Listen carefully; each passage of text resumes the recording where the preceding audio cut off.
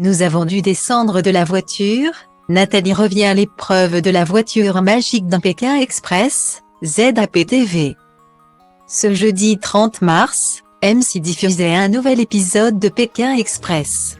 Dans le numéro du jour, les participants se sont confrontés à l'épreuve de la voiture magique. Un nouveau défi qui a beaucoup fait parler sur les réseaux sociaux. Chaque semaine, les nouveaux épisodes de Pékin Express ne cessent de faire réagir les internautes sur les réseaux sociaux. Ce jeudi 30 mars, les participants faisaient face à une nouvelle épreuve, celle de la voiture magique. Ce véhicule de couleur rouge, qui apparaît sur les écrans des candidats pendant quelques minutes, est censé les emmener directement au point d'arrivée. Un avantage considérable qui leur permet d'être premiers dans le classement de la course. Seul hic, une fois le compte à rebours prédéfini dépassé, personne ne peut monter à bord de l'auto et profiter de ce bénéfice. Dans le dernier numéro, Nathalie et Angie figuraient parmi les premières à être véhiculées pour prendre la direction de la voiture magique. Néanmoins, alors que tous les candidats arrivaient à trouver un chauffeur qui les emmenait au point exact du rendez-vous, les inconnues de l'aventure, elles, ont dû finir leur course à pied. Elles ont donc manqué la voiture magique de quelques secondes.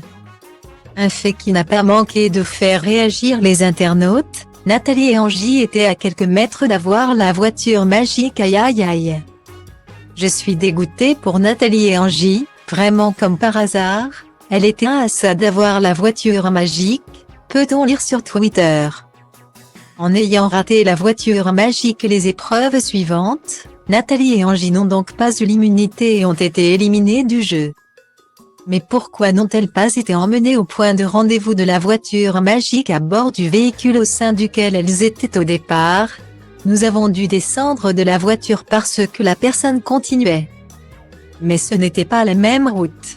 Et comme malheureusement, au Paraguay, à première vue, ils n'aimaient pas vraiment la couleur d'Angie, on a eu des problèmes au niveau du stop et c'est pour ça que parfois, on a décidé de courir et de faire le reste à pied, car ça allait beaucoup plus vite. C'est ce qui nous a fortement pénalisés sur cette étape, d'ailleurs sur toutes les étapes au Paraguay. C'était un peu compliqué, a expliqué Nathalie sur Instagram.